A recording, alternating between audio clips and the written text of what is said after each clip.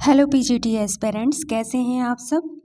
आज की जो हमारी क्लास रहने वाली है वो पाश्चात्य विचारक मैक्स वेबर की रहने वाली है।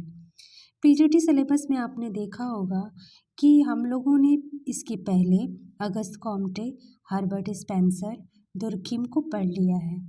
आज पाश्चात्य विचारकों में हमारे लास्ट थिंकर हैं मैक्स वेबर। चलिए आज इनको देख लेते हैं, इनका जीवन काल और इनकी कुछ बेसिक कॉन्सेप्ट जैसे क्वेश्चन बनते हैं और इनकी कुछ इम्पॉर्टेंट बुक को। मैक्स वेबर का जन्म 21 अप्रैल 1964 इरफर्ट जर्मनी में हुआ था और इनकी मृत्यु 1920 में हुई थी। इनका जो पीएचडी का थीसिस था history of commercial societies the middle age 1889 को लिखा गया था। इन्हें किंग्सले डेविस आधुनिक समाजशास्त्र के जनक कहते हैं। डोनाल्ड मैक्रे ने इनका मोनोग्राफ तैयार किया था। व्याख्यात्मक समाजशास्त्र के जनक कहे जाते हैं। इंटरप्रिटेटिव सोशियोलॉजी यानी कि किसी भी घटना का अध्ययन कार्य और कारण के आधार पर करना। पहले के राइटरों की भांति जैसे अगस्त कॉम्टे हैं, दुर्खिम हैं, इन सब की भांति इनका भी यही मानना है कि जिस तरह हम प्राकृतिक विज्ञान में अध्ययन करते हैं उसी प्रकार समाजशास्त्र में विभिन्न घटनाओं का अध्ययन कार्य और कारण के आधार पर किया जाना चाहिए। वर्स्टेहन मेथोडोलॉजी इनकी है। वर्स्टेहन क्या है? वर्स्टेहन एक जर्मन शब्द है जिसका अर्थ होता है समझ। इंटरप्रिटेटिव अंडरस्टैंडिंग यानी अपनी समझ।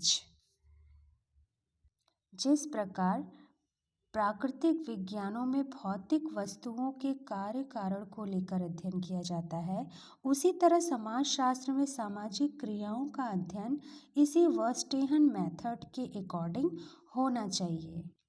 ये वर्स्टेहन से एग्ज़ाम में क्वेश्चन बनता है कि वर्स्टेहन क्या है, तो एक जर्मन शब्द है, इसका अर्थ क्या है? Interpretative understanding. इसके अलावा समझ भी दे सकता है, व्याख्यात्मक समझ दे सकता है, ये सारे इसके मीनिंग हैं। चलिए अब इनके कुछ बेसिक कॉन्सेप्ट देख लेते हैं। ये मैक्स वेबर से जुड़े कुछ और बातें हैं, आइए हम लोग देख लेते हैं इसे। भारत का मैक्स वेबर किसे कहते हैं? तो आंद्रे बेते को कहते हैं। इन्होंने जाति, वर्ग और शक्ति को लेकर भारत का अध्ययन इसी मेथड से किया है। मैक्स वेबर जाति को एक एडवांस स्टेटस ग्रुप बुलाते हैं। कहते हैं कि यह एक स्थिति समूह है, एक एडवांस स्टेटस ग्रुप है। कौन? जाति। इन्होंने धर्म एवं पूंजीवाद में घनिष्ठ संबंध बताया है। इन्होंने बताया है कि पूंजीवाद आने का प्रमुख कारण प्रोटेस्ट धर्म है। अभी हम लोग इसको आगे चलकर पढ़ेंगे। यानी जैसा हमारा धर्म होगा, धार्मिक विचारधारा होगी, वैसी ही हमारी इकोनॉमिक सिचुएशन डिसाइड होगी, वैसी ही हमारी आर्थिक, सामाजिक, राजनीतिक चीज़ें डिफाइन होंगी, वैसा ही हमारा समाज होगा, जैसा हमारा धार्मिक समझ होगी, सोच होगी। इन्होंने समाजशास्त्र की विषय वस्तु सामाजिक क्रिया को माना है और सबसे प्रमुख बात, अपने से पहले जितने भी समाजशास्त्री थे, क्लासिकल जितने भी सोशलॉजिकल थिंकर थे, उन सब से इन्होंने व्यक्ति को इम्पोर्टेंस दिया। उन लोगों ने समाज को इम्पोर्टेंस दिया, समाज पर बातें की, व्यक्ति को तुच्छ माना। लेकिन इन्होंने ये पहले राइटर थे जिनका अध्ययन केंद्र बिंदु समाज नहीं बल्कि व्यक्ति रहा। इसके अलावा इन्होंने विश्व के 6 प्रमुख धर्मों का अध्ययन किया: हिंदू, इस्लाम, बौद्ध, यहूदी, कन्फ्यूशियस और ईसाई धर्म। इन सब का अध्ययन करने के बाद इन्होंने बताया कि धर्म और पूंजीवाद में गहरा संबंध है। चलिए इनका पहला कॉन्सेप्ट देख लेते हैं, सोशल एक्शन का, सामाजिक क्रिया का सिद्धांत। इससे बहुत बार क्वेश्चन बने हैं एग्जाम में। सामाजिक क्रिया क्या है? तो मैक्स वेबर के अनुसार इसका अर्थ सब्जेक्टिव है, व्यक्तिनिष्ठ अर्थ है, यानी कि क्रिया जिसमें दूसरे व्यक्तियों के मनोभाव गतिविधियां शामिल हो जाएं, वह एक्शन सोशल एक्शन बन जाता है। यानी दूसरे व्यक्तियों का इन्वॉल्व होना, उनके मनोभाव का इन्वॉल्व होना ही सामाजिक क्रिया है। इन्होंने सामाजिक क्रिया के 4 प्रकार बताए हैं, देख लेते हैं कौन कौन से। पहला है तार्किक क्रिया, रैशनल एक्शन। ये पूरी तरह से औपचारिक होती है, साधन साध्य पर आधारित होती है। जैसे किसी विद्यार्थी का एग्ज़ाम में अच्छे अंक लाने के लिए पढ़ाई करना। दूसरा है इनका मूल्यांकनात्मक क्रिया, इवोल्यूटिव एक्शन। यह व्यक्तिगत लक्ष्य नहीं बल्कि इसके जो लक्ष्य होते हैं वो सामाजिक होते हैं, धर्म, नैतिकता और मूल्य से प्रभावित होते हैं। जैसे किसी नेवी का कैप्टन जहाज के साथ खुद भी डूब जाता है, जैसे बॉर्डर पर सैनिक का लड़ते लड़ते शहीद हो जाना। सती प्रथा, जौहर, इन सब में व्यक्ति के अपने लक्ष्य नहीं होते बल्कि सामाजिक लक्ष्य होते हैं, उसी से प्रभावित होकर यह क्रिया की जाती है। थर्ड है भावनात्मक क्रिया, इफेक्टिव एक्शन। संवेग से प्रभावित होकर या मनोभाव से प्रभावित होकर जो हम क्रिया करते हैं वह इसी कैटेगरी में आती है। जैसे क्रोध, प्रेम, ईर्ष्या, शत्रुता, भय, इन सब से प्रभावित होकर जो हम सोशल एक्शन करते हैं वो सब इफेक्टिव एक्शन के अंतर्गत आता है। फोर्थ है आपका परंपरागत क्रिया, ट्रेडिशनल एक्शन, जो पहले से चली आ रही है और हम लोग उसका अनुकरण करते हैं, उन्हें सीखते हैं और बार बार उसे दोहराते हैं। जैसे वंशानुगत राजा प्रथाएं, रीति रिवाज और बहुत सारे उत्सव और त्योहार जो हम लोग बार बार रिपीट करते हैं पुरानी चीज़ों को, वह सभी क्रियाएं परंपरागत क्रियाएं कहलाती हैं। एग्ज़ाम में क्वेश्चन बनता है कि कोई एक उदाहरण दे देगा और आपसे पूछा जाएगा कि बेबर की सामाजिक क्रिया का यह कौन सा प्रकार है। ऑप्शन में ये चारों क्रियाएं दे दी जाती हैं, तो आपको डिफाइन करना होता है कि ये उदाहरण किस कैटेगरी की क्रिया का है। और भी विभिन्न प्रकार तरीकों से बनाकर इस पर क्वेश्चन बने हुए हैं जो हम लोग आगे देखने वाले हैं। बेबर का नेक्स्ट कॉन्सेप्ट है अथॉरिटी का, सत्ता का। इसे प्रभुत्व एवं शक्ति या सत्ता का सिद्धांत भी कहते हैं। प्रभुत्व किसे बोलते हैं? आदेश देने की शक्ति वाले को बोलते हैं, जिसके पास आदेश देने की शक्ति होती है। अधीनस्थ उसे कहते हैं जो आदेश देने वाले के आदेश को मानने के लिए बाध्य होता है। इन्होंने अथॉरिटी को यानी सत्ता के 3 प्रमुख स्रोत की बात की है। देख लेते हैं कि वो 3 प्रकार कौन कौन से हैं। इससे भी एग्ज़ाम में क्वेश्चन आपके बनते हैं। पहला है करिश्माई या चमत्कारिक सत्ता, करिश्मेटिक अथॉरिटी। जैसे आपके महंत हैं, पैगंबर हैं, साधु है, चिकित्सक हैं।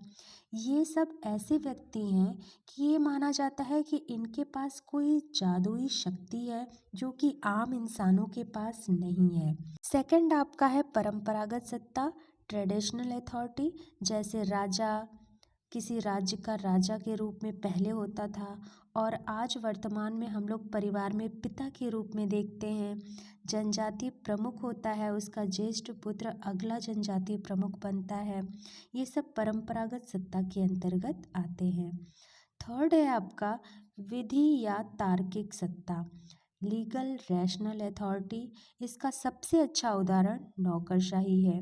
इस नौकरशाही के बारे में बेबर ने हमको बताया है, उसको देख लेते हैं। कभी कभी इससे भी क्वेश्चन बन जाते हैं। नौकरशाही से फीचर्स से क्वेश्चन बनते हैं, यानी कि नौकरशाही की क्या क्या विशेषता है, उसमें से एक नहीं रहता है, वही वो पूछ लेता है। यह एक तार्किक प्रक्रिया के रूप में मैक्स वेबर ने ब्यूरोक्रेसी को डिफाइन किया है। इसकी विशेषता है स्पष्ट श्रम विभाजन, पद सोपान, लाल फीताशाही, अर्हता एवं योग्यता, विधि पूर्वक कार्यों को पूरा करना, कठोर एवं व्यवस्थित अनुशासन होता है, हर कार्य के लिए वेतन और पेंशन की व्यवस्था होती है, कार्य में विशेषज्ञता हासिल होना अनिवार्य होता है, अवैयक्तिक संबंध होते हैं, लिखित और औपचारिक रिकॉर्ड रखे जाते हैं। नेक्स्ट कॉन्सेप्ट है मैक्स वेबर का त्रिस्तरीय संस्तरण का सिद्धांत। इन्होंने बताया है कि किसी भी समाज की प्राणवायु शक्ति होती है, सत्ता होती है। कोई भी ऐसा समाज नहीं है जिसमें कि शक्ति या पावर न पाई जाती हो। ये जो शक्तियाँ हैं इसके 3 श्रेणियाँ हैं। किस किस तरह की शक्ति होती है? पहला इन्होंने बताया है सामाजिक शक्ति, सोशल पावर, दूसरा राजनीतिक शक्ति, पॉलिटिकल पावर, तीसरा है आर्थिक शक्ति, इकोनॉमिक पावर। सामाजिक शक्ति से हमें सामाजिक परिस्थिति प्राप्त होती है, राजनीतिक शक्ति दल से संबंधित होती है और आर्थिक शक्ति से वर्ग का निर्माण होता है। जब वर्ग का निर्माण होता है तो उसके लिए इन्होंने कुछ आवश्यक दशाएं बताई हैं, इसे हम लोग देख लेते हैं। पहला इन्होंने बताया है जीवन अवसर, लाइफ चांस। दूसरा इन्होंने बताया है आर्थिक हित, इकोनॉमिक इंटरेस्ट। तीसरा इन्होंने बाजार की दशाएं बताई हैं, मार्केट सिचुएशन के बारे में। इन सब दशाओं से ही वर्ग का निर्माण होता है।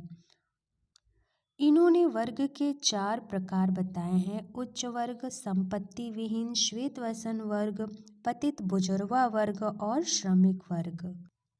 नेक्स्ट जो मैक्स वेबर का कॉन्सेप्ट है वो है आइडियल टाइप। इससे भी क्वेश्चन बनते हैं, इसमें भी इसके फीचर्स पूछे जाते हैं कि ये क्या है आइडियल टाइप। तो क्या है आइडियल टाइप? समाज को समझने का एक वैज्ञानिक मॉडल है। यह वास्तविक नहीं बल्कि काल्पनिक होता है। समाज को समझने का एक उपकरण, टूल है। मूल्य निरपेक्ष होता है, वैल्यू न्यूट्रल होता है और इस मूल्य का संबंध अच्छे या बुरे से नहीं होता। तुलना के लिए उपयोगी मेजरमेंट का काम ये करता है। तो यहाँ पर आइडल का मतलब आप अच्छे या बुरे से नहीं है।